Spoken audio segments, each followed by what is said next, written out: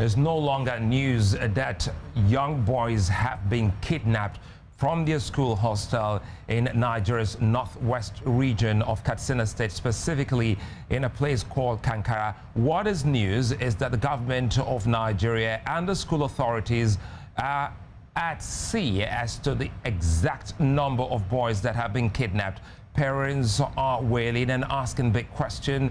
What is the government of President Muhammadu Buhari doing? Because they still think that this just might be what played out in 2014 when girls were also kidnapped from schools in Chibok in Nigeria's northeast region. Today on the program, I'll be speaking with one of the parents of the young boys as she tells us what she's going through at the moment.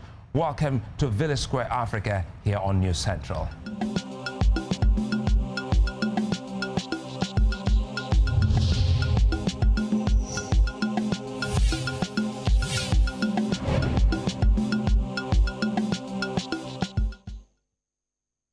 (600, 668, 400, 520, 333).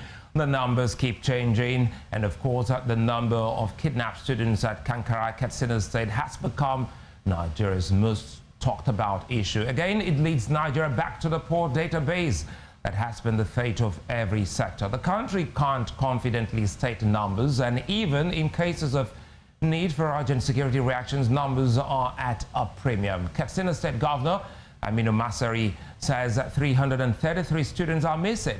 Locals have disagreed and say many more are still in the bush or in the custody of the attackers. A faction of Boko Haram has claimed responsibility for the abduction, which looks like the biggest in Nigeria yet, and of course one of the biggest that has occurred in Nigeria's northwestern region. They say Western education is forbidden. In the same vein, the terrorists are believed to have called the parents of one of the students and asked them to prepare their ransom and also advised them to warn the government against the surveillance of their location. Amid all of this, President Muhammadu Buhari has been in the same state, his home state, in a location that is barely 2 hours away from the site of the incident, and not once has he visited the school or the boys' parents. The Nigerian government says it will rescue the students and bring them back unscathed as military operations continue. How many will be rescued in the absence of a definite figure still unknown? Like the Chibok girls' abduction of 2014, when varying numbers were thrown around, Nigeria is either yet to learn or has failed to take the lessons of 6 years ago on board. Not too good a story. Joining me today, Abayomi Azikiwe, editor of Pan-African Newswire. He joins me from the United States. Good to have you join me again on the program, Mr. Azikiwe. Thank you. Well, not too good a story we're getting from Nigeria. One story, that has actually taken the smile off the faces of people who are concerned. Parents are wailing. People are asking questions. The clash in the number of abducted students has become a huge concern. How does this play out? Because neither the state government nor the school has a clear idea of the students' population in the school. There are so many contradictory and confusing reports that have come out over the last few days. Earlier today, we heard that Boko Haram, either Boko Haram or the Islamic movement of West Africa, the Islamic State of West Africa, has claimed responsibility. Nonetheless, how do you verify that claim under this type of atmosphere? Boko Haram and the Islamic State of West Africa has largely operated in the northeast of the Nigeria, but in the northwest there's been a lot of instability as well. The borders are quite porous, and unfortunately the armed forces and the Nigerian police have not been able to stop the violence that has been going on in these two different areas. So we'll have to follow very closely these news reports. Even yesterday, it was reported that the government knew where these young men were being held and that they were in a military operation to bring about their freedom. There were even reports that many of them have been liberated, but none of these reports have been verified. You know, for journalists and even the people, this has become very, very difficult, you know, to follow as it develops. Keep in mind that just before now, the comment coming from the government spokesman, Garbasho, was that they are in talks with the bandits. That's the first word, bandits, until Boko Haram came up to say they are in custody of the boys. How does this play out? Does it look like, because this is happening after 72 hours before Boko Haram came up with that video, does it look as if Boko Haram is working maybe with the bandits, or this is some kind of mixed information from the government of Nigeria? Well, these are other reports that have surfaced. Perhaps there is some connection between the kidnappers and Boko Haram, or either the Islamic State of West Africa. Perhaps they have made some type of deal to collect money for the return of these young boys. It's still not clear. We can recall going back six and a half years with the Chibok incident. It was similar misinformation that was surfacing at that time. There were even delegations that were sent by the government purportedly to negotiate for the release of these young girls, which did not bear any positive results. So we'll have to see how things develop. I know the parents are extremely upset. They're directing their anger towards the Nigerian authorities. They feel as if there was not adequate security for these schools. And it's just a situation that's going to plague the Nigerian government, both domestically as well as internationally. It's not helping the image of Nigeria throughout Africa and indeed throughout the international community when you have such a high-profile kidnapping that took place several days ago. You know, Abayomi, considering Boko Haram and all that terrorist realignment in recent times, you just mentioned the Islamic, group of, West African. The target on a boys-only school looks suspect here. Could it be a strategy to recruit terrorists against their will? Does this have the footprint of Boko Haram? Yeah, this has been happening as well. It happened with the young girls at Chibok. Some of them were indoctrinated into this Islamist orientation, religious belief system, which most Islamic scholars say has very little to do with the actual tenets of the Quran and Orthodox Islam. These groups have surfaced over the last several years outside of Africa, in fact. A lot of their origins come from the United States war in Afghanistan and also in Iraq and Syria with the formation of the Islamic State of Iraq and Syria. I believe these are ideologies and organizational approaches that are alien to the African continent. And as a result of that, they're getting external funding and they're carrying out mainly criminal activities. This has almost nothing to do with religion. They're talking about establishing some type of caliphate in the northeast of Nigeria. I have not heard that demand surfacing in regard to the northwest, but they appear to be purely criminal organizations who involve themselves with attacking soft targets, school children, people who live in rural areas who are farmers and herders. These are the people who are victimized by these groups.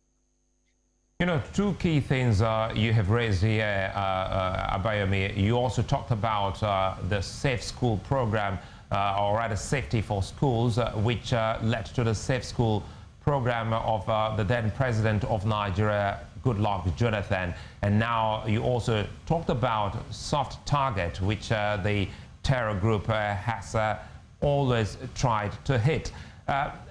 Does it look like Nigeria hasn't learned any lessons from the past? Because if you look at what has happened, it has the semblance of what occurred 6.5 years ago in Nigeria? Obviously, there's a serious problem with security in these areas. When President Buhari came to office 5.5 years ago, he claimed that he was going to eliminate the Boko Haram threat within 6 months. We're 5.5 years later, and this has been a stain on his administration. As you reported, this is his home area, Katsina State, and people are quite disturbed that he has not visited the area where the kidnapping took place. It could be a security concern on the part of his administration, but yes, he is a person who came out of the Nigerian military, and people feel that he should be able to rein in these bandits and these terrorist groups that are operating in these regions of the country. And they seem to exclusively confine themselves over the last several years to the Northeast, and now, of course, the Northwest. Other areas of the country don't appear to be impacted by Boko Haram or the Islamic State of West Africa. So it appears to be a regional effort. And this is why years ago, some people felt that there were elements, perhaps in the military or within the political apparatus of Nigeria, that was covertly sponsoring these groups for particular reasons, economic reasons as well as political reasons. Well, anyway, let me bring in, a security expert here, Kabir Adamu.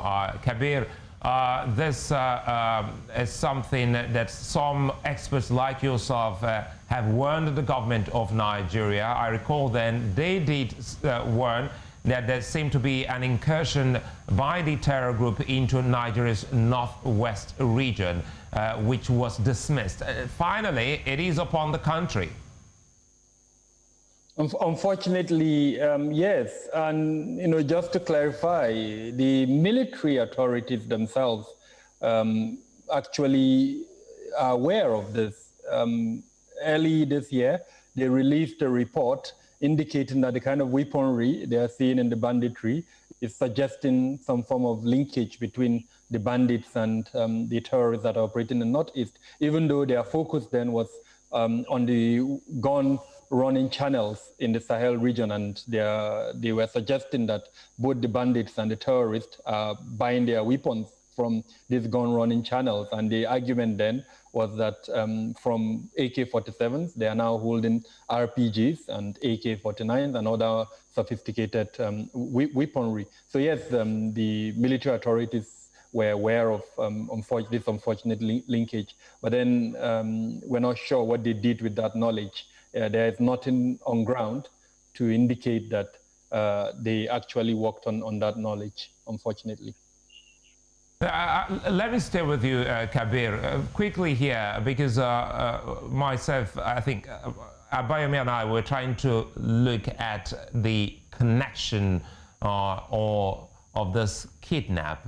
Why an all-boys school? Keep in mind that when Chibok happened, the terror group hijacked and kidnapped the young girls and forcefully married them to its members. Do you think that this is just to boost its own fold of fighters? So the account by one of the students who was freed, he's got some health conditions, and so the kidnappers, I think, realized that he was more of a burden to them than someone that they could leverage and get some money. So they released him, and I confirmed this because I was able to speak to someone who says she's his cousin. Now, his account says that the attackers were actually asking, where are the girls? So their focus was on, they thought it was a female mixed school, and so they were more focused on female students. And he also said they were asking for students whose parents were rich. So that tells us that the motive is financial. And I mean, for me, when I saw the international attention, well, the national and international attention that the matter generated, I said it was just a matter of time before the terrorists claimed this incident. And so this morning we woke up to the fact that at least Abubakar Shekau is claiming the incident. Now, my professional analysis is that the incident was carried out by bandits who, of course, as we know, operate in that region, but that because of the profile and the nature of the incident, it would make a lot of leverage for especially Abubakar Shekau, whose relevance has been waning in the last few months, and to lay claim to such an incident. It, of course, helps him in terms of raising his profile, and also for strategic reasons.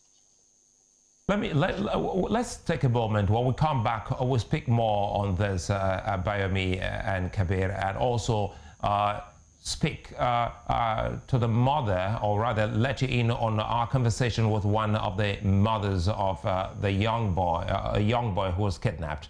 Join us again.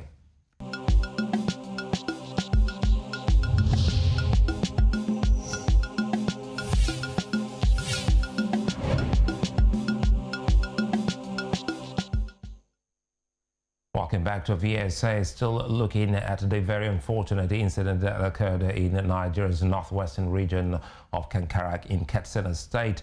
And well, just as the boys are still in custody of the kidnappers, many questions are being asked if this is in collaboration with Boko Haram that has already claimed responsibility.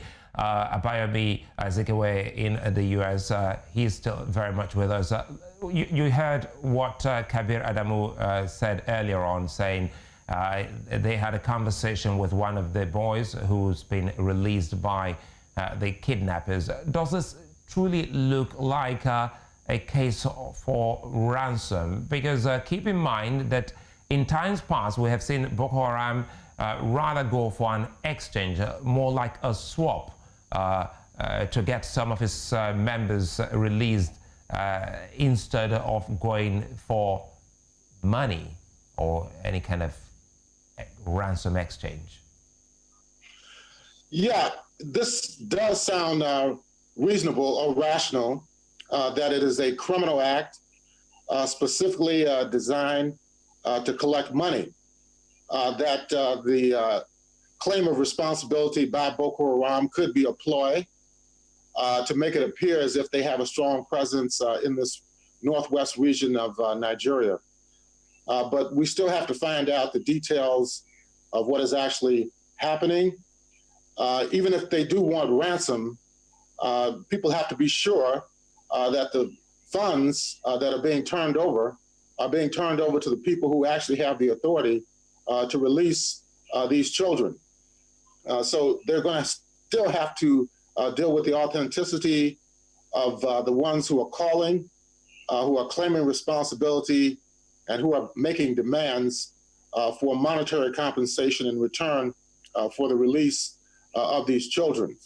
The problem of kidnapping several years ago was a major issue in Nigeria, but we still have to see exactly if these are the people who are controlling these young boys, and if they have the authority to actually have them released. And I do believe that if Boko Haram is involved, then it's a recruitment mechanism for the organization to indoctrinate these young boys. But it's still not clear whether or not this is just a hoax on the part of Boko Haram or a hoax on the part of people who are claiming to be Boko Haram. So it's a very, very confusing and complex situation. Okay, let's take a moment and take a listen, because we spoke with one of the parents of the kidnapped boys on what she's going through at the moment, and she spoke in the local language of Hausa, and this will be interpreted for our viewers.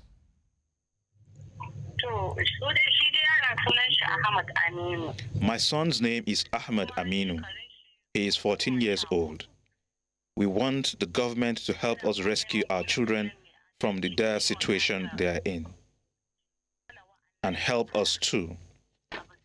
From those who kidnapped them, no one has called us yet, and we have not been able to make contact with those who know them. The school principal called some days ago, asking if our son has returned. We said, he has not returned. We are here hopeful and prayerful. And he said we should keep on the watch for our children.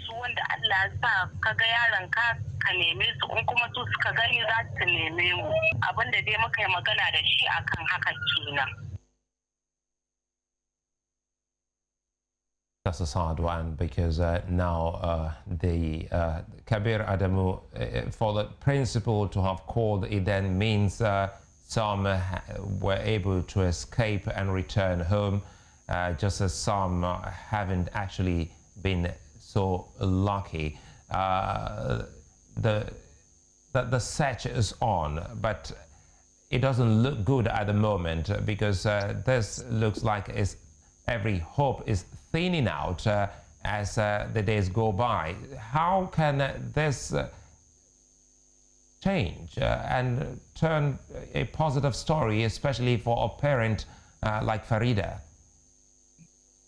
Sulaiman, a very difficult question, in the sense that we're dealing with an environment that has so far proved very difficult for the Nigerian government to dominate.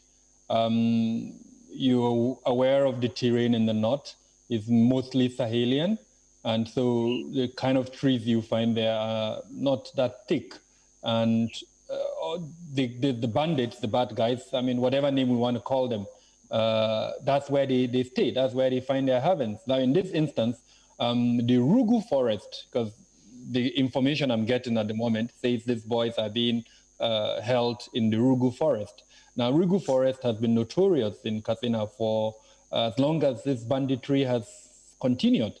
And I stand to be proven corrected whether the government has done any effort in terms of dominating that forest and preventing these bandits from using it as a hideout.